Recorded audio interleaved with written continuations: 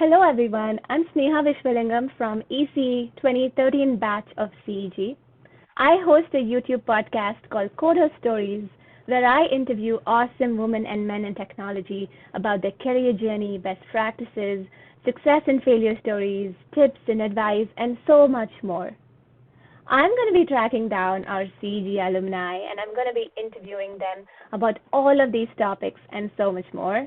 It's going to be super fun. You never know, you may even connect with some of your classmates. So feel free to subscribe to the Sigana YouTube channel and Coda Stories YouTube channel where I upload weekly videos. And it's completely free to subscribe and you won't miss out on any of the videos that we upload. So stay tuned and enjoy this first episode with Aarti.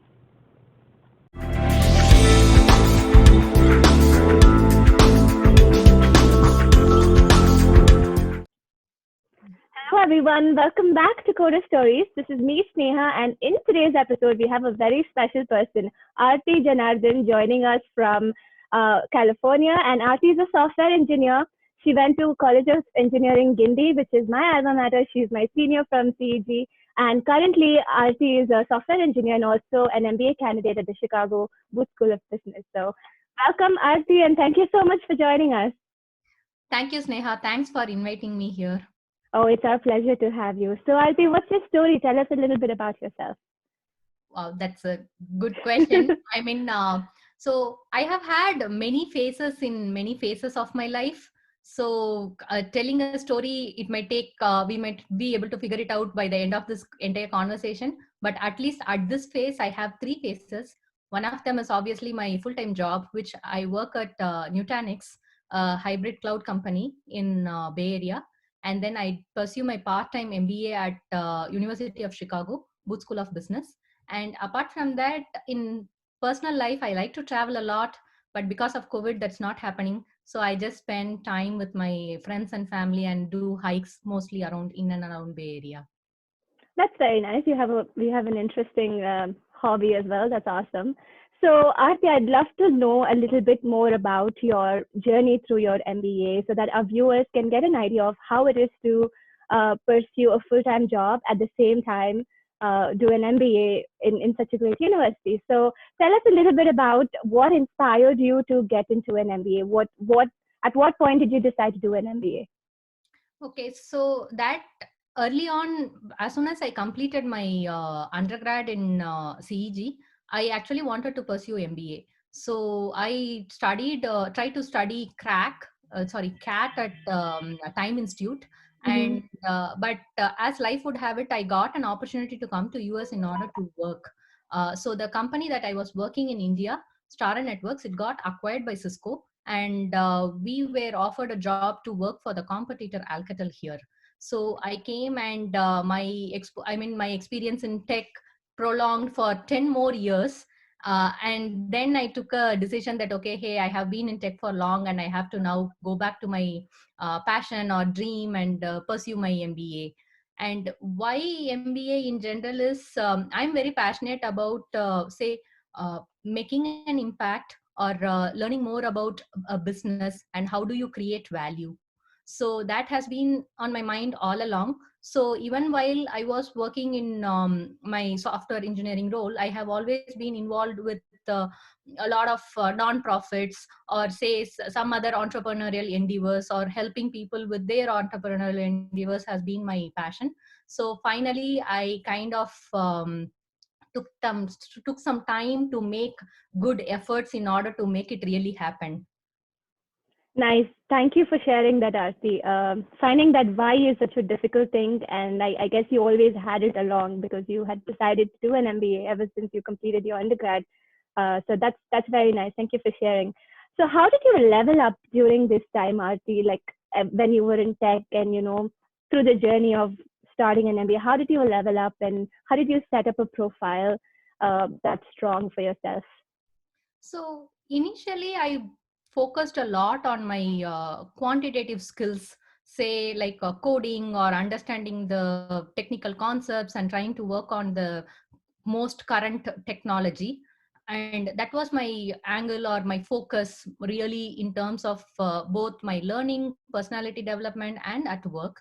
But as I grew along in my career, as I mentioned, like I worked for a company which got acquired, and then I came to US. I worked in Alcatel for 3 more years, and then I had an opportunity to actually go and work in a really small startup, which was a Series B funded startup, and that also eventually got acquired by Cisco.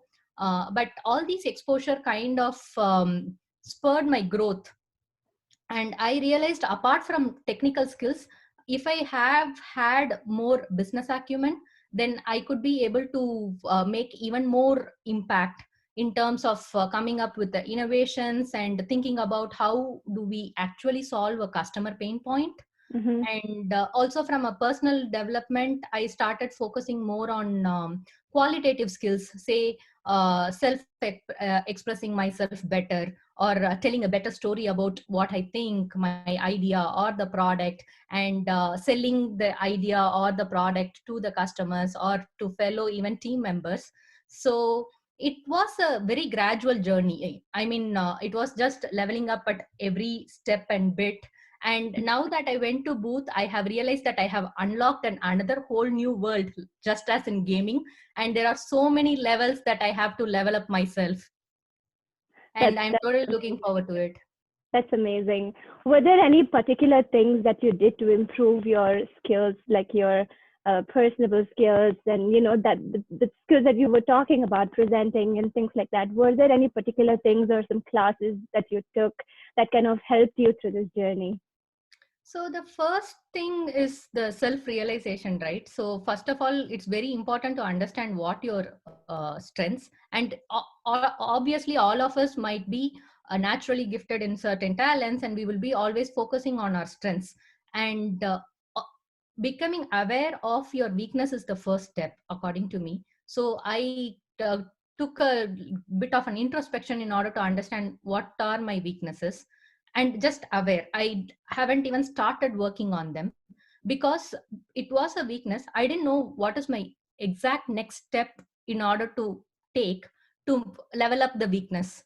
So I was in a journey to figure out what is my, okay, this is my weakness, I have identified it, how do I level up, what is my very next step. I can see some target where I have to I see a lot of people who are actually good at it and it's their strength.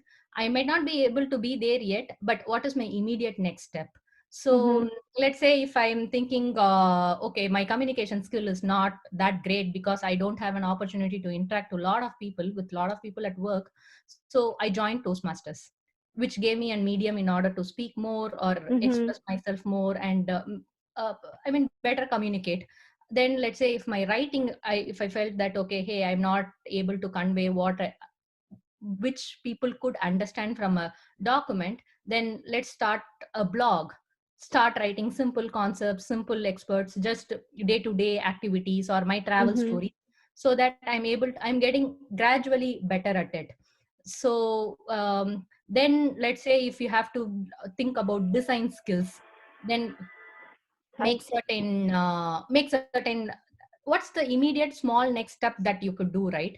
Mm-hmm. So those are the things that I followed in order to actually gain these skills, which I wasn't forced to do in my day to day work, but at the same time I realized that, hey, these are important for me to learn. I think this. I'm so sorry. Thanks for sharing that, Arti. And I think these are great points you mentioned. Small things we start to realize what our weaknesses are, and try to work through those weaknesses and try to level up. And these are ideas. These are great ideas because these are open to everyone. Anyone can start blogging. Anyone can join a group of speakers like Toastmasters and start speaking. So, our something that our weakness shouldn't be stopping us because we have opportunities to kind of work through our weaknesses and become better day by day, one step at a time. So these are great points. Thank you for sharing, Arti. What is your passion, Arti? Like, what keeps you going on a day-to-day basis? So I am in general very passionate about education, and I am very curious as well, so I would like to learn, and I would like to give back to the community in terms of education. So that also, I mean, I though I knew within me that I am passionate about education, it took me like in the year 2017 or 2016, I believe, that's when I took a step toward it. I joined a non-profit called Sigana, which you are familiar with. It's our Mm-hmm. North American Alumni Association of CEG. So I joined them as a board of director, and I got a venue to actually make a lot of contribution towards the organization, where I learned a lot of. I mean, the organization gave me a lot in terms of my own the skills, leadership skills, where you have to influence people without real authority, and how do you Mm-hmm. actually scale and grow an organization, be it a for profit or non profit. So I kind of made a step towards my passion very recently, and I am very passionate towards education. And right now I volunteer for another organization called Pragnya, which Mm-hmm. work towards social acculturation of neurodiverse individuals into neurotypical world. Okay, that's nice. Can you tell us a little bit more about that? What is neurodiverse individuals into a neurotypical world? So, neurodiverse individuals are, say, kids with autism, cerebral palsy, or ADHD, who in Okay. general are have a neurological disorder, which might not be a disorder actually. Okay. And though they get a lot of help in terms of, say, wheelchair access or aid, Mm-hmm. the neurotypical community, which are generally us, are not none of us are aware of them. I mean, like. There is almost like 2% of population who are neurodiverse.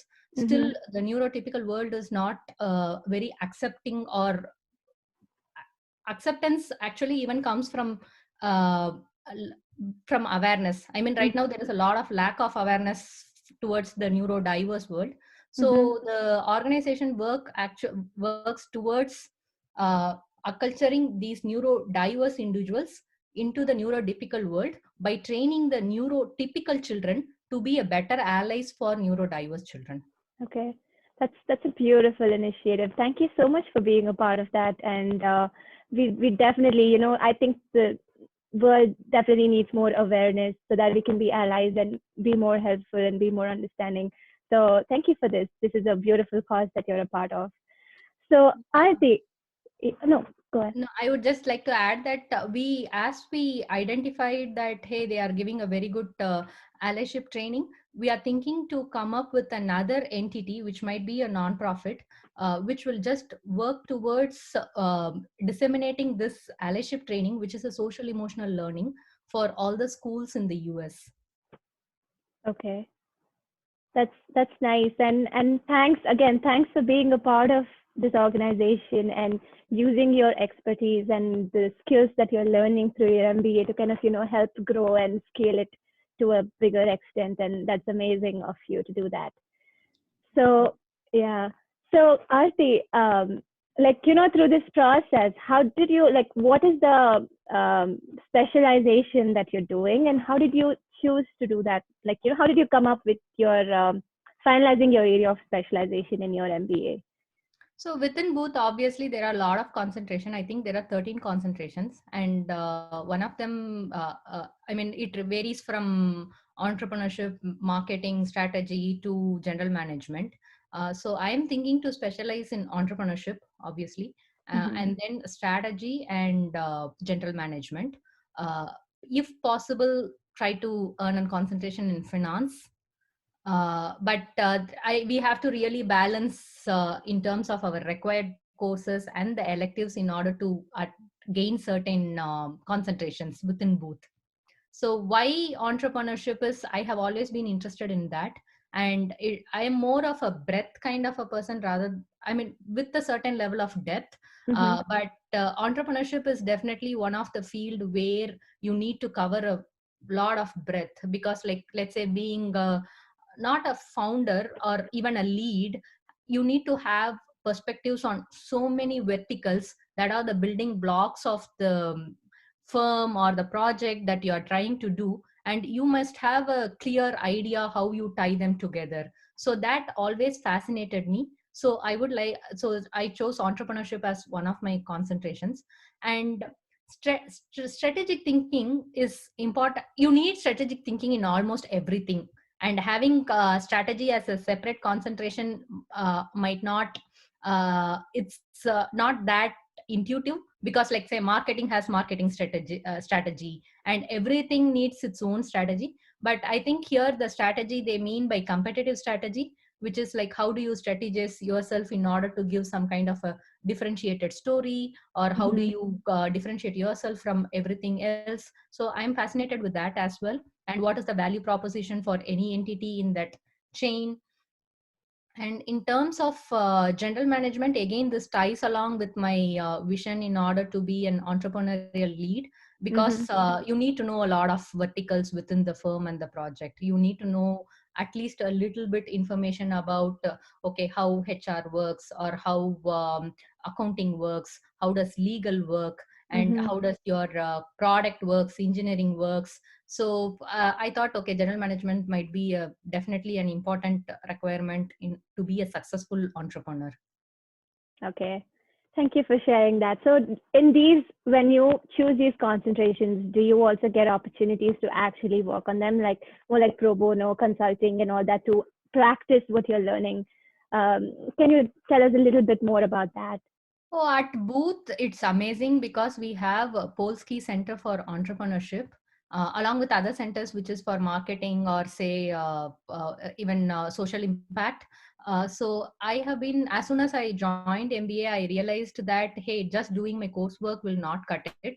So we have Mm-hmm. to be actively involved in other projects. So we, as a team, submitted, and I mean, I have done a lot of extracurriculars within the booth, but one of them is, I mean, I could list them all out. So one of them is, first one was winning an investment thesis challenge, where we got to intern at a private equity firm at Chicago. And then we consulted for a non-profit in Chicago. Okay. Right now, I'm doing a little bit of a pro bono consulting for startups in order to figure out their product market fit. Mm-hmm. And we are also participating in social new venture challenge, which is the concept that I earlier explained about taking allyship training as a social emotional learning for schools in US. Okay. That's nice. That's nice that you actually get to, use it right when you're learning and, kind of take advantage of that learning opportunity while you're studying. So Aarti, you are also working a full-time job, and I can only imagine how hectic your life is right now with a full-time job and MBA and all the consulting that you do. What are some of your tips for people who are thinking of doing an MBA while doing, a full-time job? So I did really thought about quitting my job and trying to do an full-time MBA rather than a Mm-hmm. part-time MBA. So even I thought about executive MBA, but Mm-hmm. let's say I took a class visit at Berkeley, and they were discussing about how, as a VP of the company, how will you set the culture of the company. So for my current level, that was a bit of a lot of jump, because I wasn't a manager, or I'm not yet there to take an executive MBA. So I ruled out executive MBA. Mm-hmm. So then came whether it's full time or part time. And what I realized is, let's say MBA, right? It's a journey. It's not like other masters where you just gain a knowledge of its existence. Here, apart from knowing that it exists, you have to really make it into a skill or a habit that you get used to it. That requires time. So Mm-hmm. doing an MBA in terms of finishing it in like 1.5 year, in order to pivot, let's say, to an finance industry or some other industry, that wasn't my primary goal. I Mm-hmm. realized that I want to do part time, and gradually learn all the skills that are required in terms of an entrepreneurship. Mm-hmm. And that part time gives us time and resources of the college, and we are longer associated to the college, so you can learn a lot from the college. So that's one particular reason why I decided to do a part time MBA. And again, definitely I had to support myself, so I have to earn. Mm-hmm. And I thought, okay, why not do the full time job and try to do the part time MBA. Okay.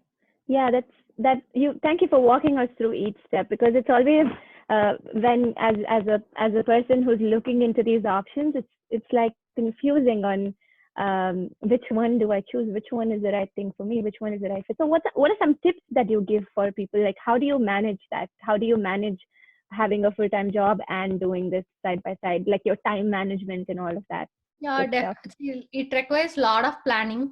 time management and prioritization. So in terms of even planning, when I decided, okay, I'm going to do a part-time MBA, then I had to switch my job. In the new job, I had to clearly inform them that, hey, I'm going to do this part-time MBA and Mm-hmm. I might not be available on Fridays. Fridays will be a work from home for me. So Mm-hmm. you kind of think it little bit longer. You cannot make very short vision decisions. You have to think Mm-hmm. a bit longer. And so that's, and it's a lot of change in your life as well.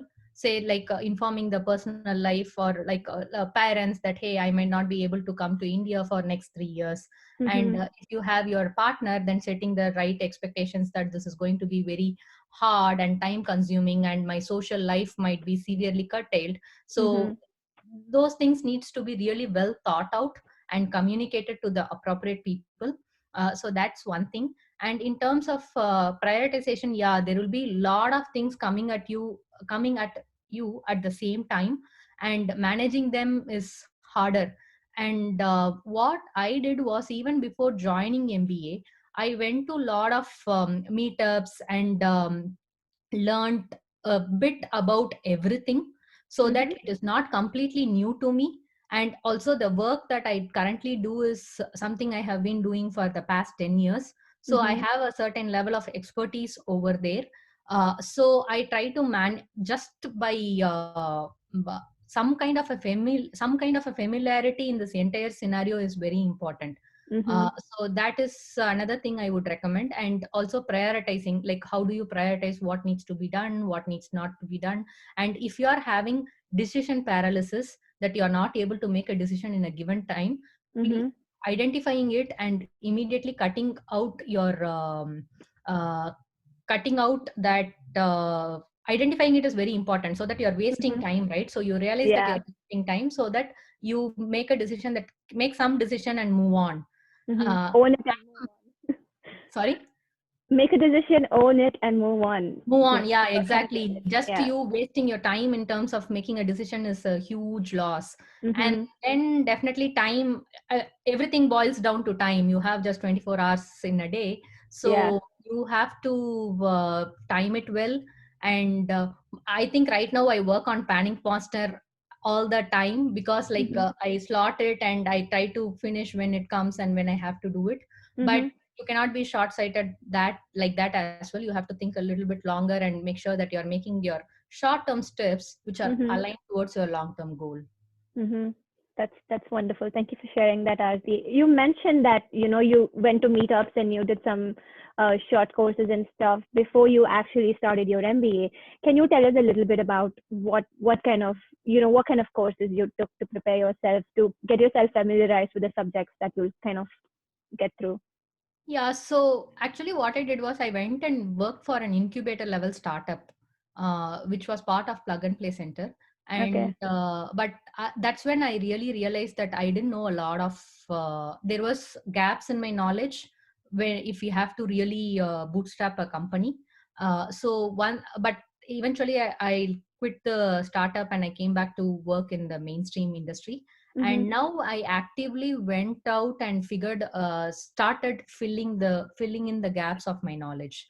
Okay. So I used to go to a lot of product meetings in order to understand tech products better. Mm-hmm. And then I did the certification in from product school. And then I realized that, hey, if it is a business, then it's not just a product. You have these other verticals as well where you need to have an idea. So Mm-hmm. that kind of prompted me to do the MBA. Okay. So in these meetings I actually met a lot of people, and I saw people who were aspiring to become the senior product manager or move into product management from other verticals that they were currently present in. Mm-hmm. Whereas the speakers who came, I could clearly see that they have spurred their growth by studying in a good alma mater. So I realized, okay, let me also then do a MBA in order to, I mean, this is not the only route, but Mm-hmm. this is the path that I chose for me. And Okay. I really enjoy it right now. Okay. That's beautiful. I feel like it's such a nice journey which was very well thought out, and I think you took the right steps, to actually kind of reach to that. And I think you're taking the right steps to go even forward to accomplish your dreams. Thank you so much for sharing it with us. And, everything that you've mentioned is gold. I think this is great information, Arti. Another question I have for you is, how was your preparation phase? Like, how did you prepare for GMAT and, your applications and things like that? Yeah, so it was hard. I mean, as usual, like when I used to attend in information session at Berkeley, and Mm-hmm. the panelist always says that, hey, decide if you want to do it, and that decision will take you through this journey. Because the first hindrance, or a lot of people stop applying for MBA at the stage where they have to prepare for the exam, say TOEFL, GMAT, and whatever it is. Mm-hmm. So. Uh, I realized that okay, I also have to cross that hurdle. And once I decided, okay, I have to do an MBA, so I did my TOEFL. I took Magush prep as my base to study TOEFL. Okay. And then in terms of GMAT, I realized that okay, math I can do it myself, but verbal I needed help. So math I did using Manhattan Prep books, Mm-hmm. and verbal teacher from India. Her name is Prachi, so she used to coach me every day evening in Skype calls. Okay. And then still having a lot of test preps and everything, I realized that it requires time and effort, and Mm-hmm. I was strictly constrained on time. The only time I got was like a little bit of a lull period during the December at Mm-hmm. work, and I Mm-hmm. was working at VMware right then. I Okay. had to even reschedule my exam from Jan to Feb because it got busier. Mm-hmm. Eventually, finally, I could do my GMAT, though my score was low, but because I had a portfolio around my resume, that application that needed to be submitted, I think I got Mm-hmm. it. That's nice. That's nice. I can totally understand how difficult it must have been, like, while working, preparing for an exam and, getting through that. Yeah, it's, it's quite a journey. And thank you for sharing with us. So another question I have for you, Aarti, is what are some skills that you think is important to do what you're doing? Skills that important, I mean, at least according to me, is like, first is be curious to figure out what's going on around you, and then show up. A lot of people want to say do this or attend a meeting or a meetup or involve in a discussion, but when it comes to actually doing it, at that moment they get some kind of inertia and they don't Mm-hmm. show up. So Yeah. show up, definitely show up, and then actively listen to people. uh, make a try to make a conversation where it is all about them. Mm-hmm. I mean, you figure out if you have something that is common along with them, or similar experience, similar area of expertise, and try to make connections, or give them valuable information that they might be interested, and then maintain the relationship. So according to me, at least, it's all about people and learning. So that's important for MBA as well. And people sometimes say that MBA is all about networking.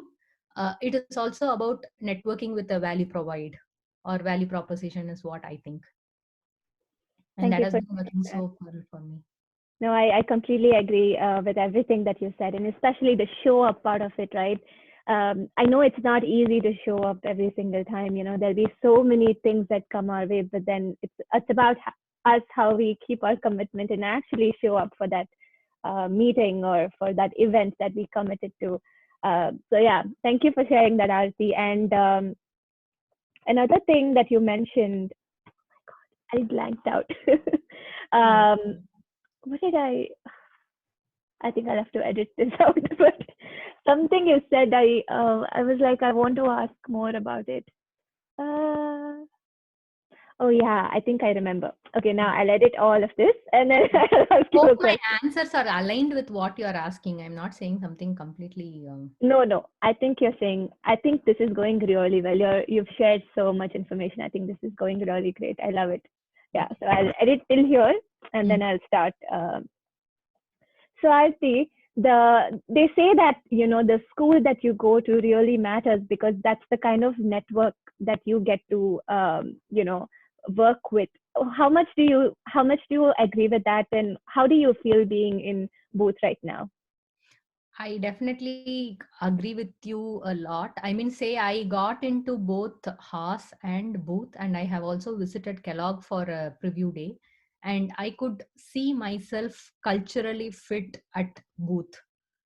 So that's very important. I mean, figuring out where do you want to go to study or where do you see yourself, because alma mater, believe it or not, it's a huge part of your identity for your entire life. Mm-hmm. So choosing that is an important step. I would recommend definitely going to class visits before you make a decision that if you want to if you want choose in order to choose your alma mater. So I like, at least with Booth, I like the diversity within Booth. There Mm-hmm. were people from different industries and different aspirations and different expertise. And also the classes that I attended at Booth when I went for my class visit, which was on commercializing innovation and storytelling, Mm-hmm. I really loved it. And I also enjoyed speaking to a lot of Booth alums and current Booth students. So I decided, okay, I want to be part of Booth.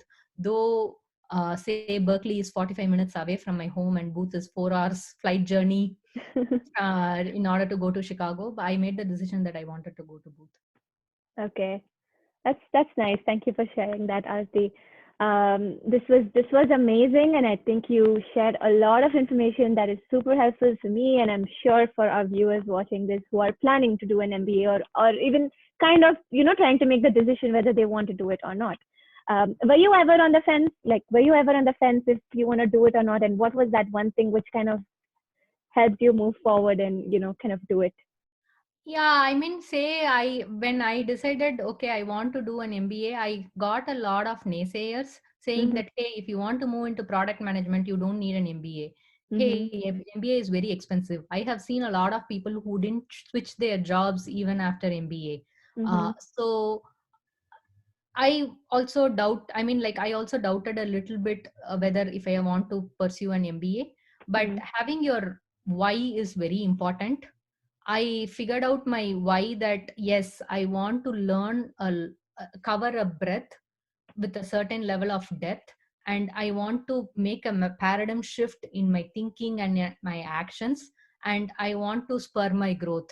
So I decided, okay, the MBA is the right route for me. So people have to really be aware of their why and Mhm. should be willing to make the next step, immediately next step, to go there or achieve their goal. Okay. I agree with that because there are going to be 100 people telling you 100 things, and finally it's up to you. It's up to what you want to do and when you want to do, and and just do it. And I think you need that willpower as well if you want to get through it. It's one thing to get into a good university, but it's a whole other thing to actually get through it and come out of it with flying colors, right? What do Yeah, you? honestly, the environment is very energetic. So once you go into the school, you meet so many like-minded people with very varied skill set, and you get really motivated. So it is just that you are outside the fence and thinking whether to enter the door or not. But once Mm-hmm. you are in the door, there is no turning back. Oh, that's something nice to hear. Thank you for saying that. That's very encouraging and very positive. Okay. Last question, Aarti, for you is: what are some of the books that you like to read? So I initially in my younger years I used to read young adult fantasy, Harry Potter, Hunger Games. Now I have matured a bit and I read like self-help books and business books. So say, I mean, keep it simple as 0 to 1 or Play Bigger and originals. And it is good to use them as anecdotes and the frameworks that they give in order to express your thoughts. But Mm-hmm. the book that is very close to my heart is Fountainhead. Okay. So I got to read. So Fountainhead is about individualism. So it's a fiction Mm-hmm. where they talk about an architect who is a visionary in terms of building modern structures rather than going back to I mean, Roman architecture or Greek architecture, which was not relevant to what was happening in terms of industrial revolution. So it's Mm-hmm. a very nice book in terms of psychology as well. Like if, even if you have a thought process that is very different from say a lot of people where you are very individualistic, then Mm-hmm. how do you go about life and what are the hurdles you see in life? So that's a very interesting book that I have read. Okay. Thank you for sharing, Aarti. I think this was a great show, and thank you so much for being a part of this. And for the viewers who are watching this, I'll be adding all the details about Aarti in the description box below, and then I'll have a LinkedIn details also. Go say hi to Aarti on LinkedIn. And thank you so much for watching. If you found this episode helpful, give it a like, share it with your friends, and subscribe to this channel because that really helps us grow. Thank you so much for watching. Thanks for inviting.